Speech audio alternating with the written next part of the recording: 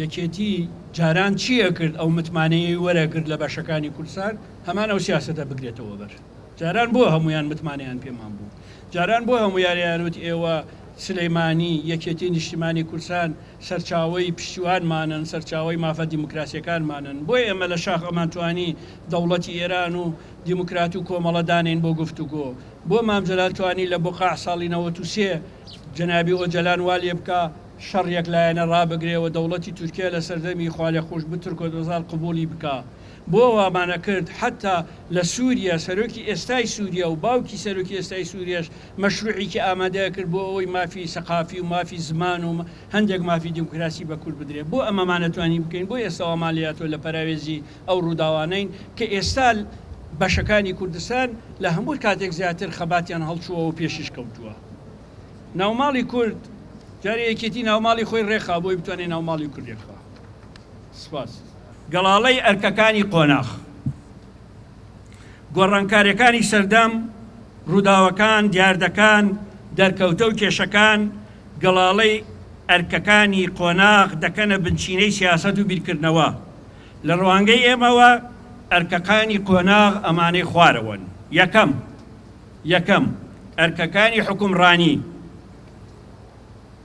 داش نووسینی دەستوری مەدەنی هەمیشەیی گەلپەسەند یعنی ئەمە دەستورمان نییە دەستورەکە بێ مەدەنی بێ ڕاپرسی لەسەر بکرێ و گەلپەسەند بێ دووەم چەسپاندنی سیستەمی هاوچەرخ بکرێتە سیستەمی پەرلەمانی دیموکراسی سێەم دادپەروەری بکرێتە بنچینەی یاسا و پەرەپێدانی مەدەنیەت و ئازادی و سەربەستەکانی ژن چوارەم ڕیشەکێشکردی گەندەڵی و لێپێچینەوەی یاسایی لە گەندەڵکار و سزادانیان چوارەم داڕشتنی سیاسەتی ڕۆشنبیری بکرێتە سەرچاوەی نەمانی ئەندێشەی توندوتیژی دینی و دنیایی هەر یەک توندوتیژ نییە هەیە لەم دنیایەشە بە توندوتیژەوێ ئامانجەکانی بەدیبێنێ هەیە دینیشە مەذهبیشە دیسان ئەوێ بە توندوتیژ ئامانجەکان بەدیبێنێ هەیە دینی و مەذهبیە دوورە لە توندوتیژی هەیە دنیاییشە دوورە لە توندوتیژی کەواتە بە هەموو لایەکمان توندوتیژی ڕەتکەینەوە بە هەموو لایەکمان لە دەوری خەباتی مەدەنی کۆ ببینەوە خاڵی تر گۆڕینی فەلسفەی پەروەردە بەرەو فەلسفەیەکی مۆدێرنی هاوچەرخی تەواو یعنی لە فەلسفەی پەروەردەی کوردستان لە دوو کۆنگرە وەزارەتی پەروەردە بەشێکی گۆڕینی فەلسفەی پەروەردەیان ئەنجام داوە بەڵام هێشتا زۆری ماوە پەروەردەی ئەمە ببێ بە پەروەردەیەکی هاوچەرخ خاڵی تر چەسپاندنی سیستەمی بانکی و جێڕانەوەی متمانە بۆ بەرهەمێنان و بەکاربەر بە شێوەیەکی ئاشتەوایی هاوسەنگی کۆمەڵایەتی دەستەبەر بکات خاڵی تر چاودێریکردنی بازاڕ و کۆمپانیەکانی کوردستان و بێگانە کە سوودیان بۆ ژێرخانی ئابووری هەبێ خاڵی تر دەستەبەرکردنی تەندروستی کۆمەڵ و ڕزگارکردنی سێکتەری تەندروستی لە قاچاقچەکانی دەرمانی ئەکسپایر کە سەرچاوەی نەخۆشیە کوشندەکانن خاڵی تر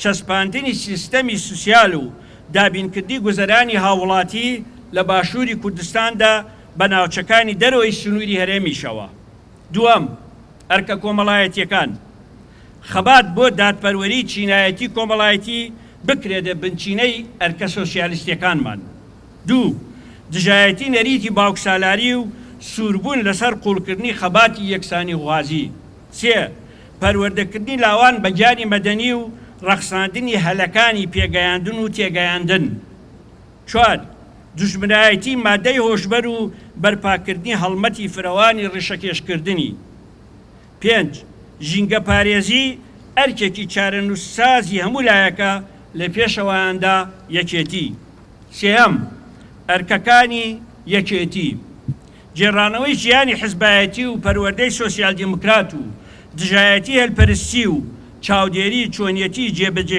بڕیاری یەکێتی لە حکوومەت و لە ناو کۆمەڵدا دوو پابەندبوون بە پەیڕە و پرۆگرامی یەکێتی لە لووتکەی ئۆرگانەکانەوە تا پۆلەکان سێ دانانی ڕێسای سزا و پاداشت بۆ کادر و ئەندامانی چالاک و کەم تەرخەم. 4 کاراکردنی ڕاگەیاندن بە پێی ڕۆژگاری سۆسیال میدیا و شۆڕشی پەیوەندیەکان. 5 بەستنی کۆنگرەی ڕێکخراوە دیموکراتیەکان و سربەخۆیی کاری ڕێکخرا و سندیکا لە چوارچێوەی ستراتیجی یەکێتی دیموکراسیدا و کۆتاییهێنان بە سیاسەتی بەرەیی لە ناو ڕێکخراوەکاندا. 6 کردنەوەی دەواازەکان بۆ توانامەندەکان و بەبێ ڕاویشکردن لەگەڵیاندا لەسەر پرسەکانی یاسایی، ئابووری، کۆمەڵایەتی و ئەکادیمی هیچ بڕیارێک دەردەکرێت. یعنی ناکرێت چەند کەسێک لە مەکتەبی سیاسی و سەرکردایەتی یا لەگەڵ هەر ئۆرگانێکی یەکێتی سەرەرایەوەی سەرکردایەتین مێژوویەکی خەباتی پڕ لە شانازیان هەیە، هەرچیەکیان هەیە لەسەر سەر، بەڵام سەردەمی عەقڵە، سەردەمی معریفەیە، سەردەمی تەکنۆلۆژیایە، سەردەمی ئامارە، سەردەمی بە ماتماتیکی بیرکردنەوەیە لە هەموو ئەرکەکان. ناکرێ بڕیار لە حیزبێکی گەورەیەکو ئێمە دەرچێ تەنها پشت بەستوو بێ بە کادر یا بە سەرکردە یا بەو کەسانەی پێشمەرگە بوون. ئێستا هەر بڕیارێک، هەر پرۆژەیەک، هەر بەرنامەیەک پێویستە بکرێتە سیاسەت و بەرنامە یەکێتی ئەبێ بدرێتە خاوەن شادەکان، پسپۆرەکان، ئەمانە تاوتوێیکەن، ئامادەیکەن بیخەنە بەردەمی سەرکردایەتی سیاسی، سەرکردایەتی سیاسی بڕیاری لێ بدات. 4 ئەرکی بەستنی کۆنگرە.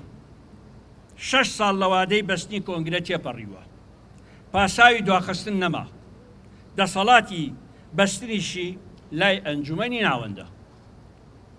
بە پێی پەیڕۆی ناوخۆ 3 ساڵ لە دوای 3 ساڵ لە کۆنگرە ئەبێ کۆنگرە ببەسترێ. لە دوای 3 ساڵەکە سەرکردایەتی یەکێتی بۆی هەیە 6 مانگ ماوەی درێژکردنی پەرلەمان لەبەر هەر هۆیەک لە هۆیەکان درێژ کاتەوە. لە دوای 6 مانگ بە هیچ شێوەیەک سەرکردایەتی و مەکتەب سیاسی دەسەڵاتی بەستنی کۆنگرەی نامێنێ. ئەم دەسەڵاتە بە پێی پەیڕۆی ناوخۆ بە پەسەندکردنی سێمین کۆنگرە ئەدرێتە ناوەند ئەنجومەنی ناوەند. ئێستا ئێمە کە 6 ساڵ بەسەر ئەو وادەیە تێپەڕیوە، یعنی ئەم سەرکردایەتی و مەکتەبی سیاسی 5 ساڵ و قەرزارین ئێمە. 5 ساڵ بە زیادە ڕابەرایەتی یەکێتیەکەین. تا ئێستا ناومانە قبوڵە. ئەی لەمە دووە چوارچێوە و کاتی دانانی کۆنگرە لە دەست ئەنجومەنی ناوەندە لجنەکانی ئامادەکاری کۆنگرە ئەمەیان هەموو ئۆرگانەکان لی مەسئولن. هەموو ئۆرگانەکان دەبێت لە لجنەی باڵای ئامادەکاری کۆنگرە بن و لە لجنەکانی تری ئامادەکاری کۆنگرە بن و دوای ئەوەی کە هەموو لایەک بەیەکەوە شانەهەنگ ئاسا ئەتوانین هەموو شتەکان ئامادەکەین بە کۆنگرەیەکی تەفاهم بۆ گۆڕانکاری بچینە ناو کۆنگرە. گرنگی وادەی بەستی کۆنگرە و جێبەجێ نەکردنی بڕیارەکانی ئەنجومەنی ناوەند دقەتمەن. گرنگی وادەی بەستی کۆنگرە و جێبەجێ نەکردنی بڕیارەکانی ئەنجومەنی ناوەند لەمە دووە ئۆرگانەکان دەخاتە ژێر بەرپرسیارەتی مێژوویەوە. یعنی ئۆرگانەکانی یەکێتی نابێت لەوە زیاتر لەسەر ئەوە بوەستن چاوەڕوان بکەن بڕیاریان بۆ بدرێ. تازە چاوەڕوانی بوو بە چاوەڕوانی بێهودا پاساوی نەبەستنی کۆنگرە ئەگەر پاشکەوتی موچە بوو تەواو بوو، ئەگەر شەڕی داعش بوو تەواو بوو، ئەگەر هەڵبژاردننی عێراق و کوردستان بوو تەواو بوو، ئەگەر پێکێنانی حکوومەتی عێراق و کوردستان بوو تەواو بوو. ئەی چی ماوە؟ تەناوە باوە کۆنگرە ببەستین. ئەی بۆ نایبەستین؟ معلومە بۆ نایبەستین. کە نابەسترێ کەوابێ ئێستا چارەنووسی یەکێتی کەوتووەتە دەست ئەنجومەنی ناوەند ئەنجا هەموو ئۆرگانەکانی یەکێتی نیشتیمانی کوردستان.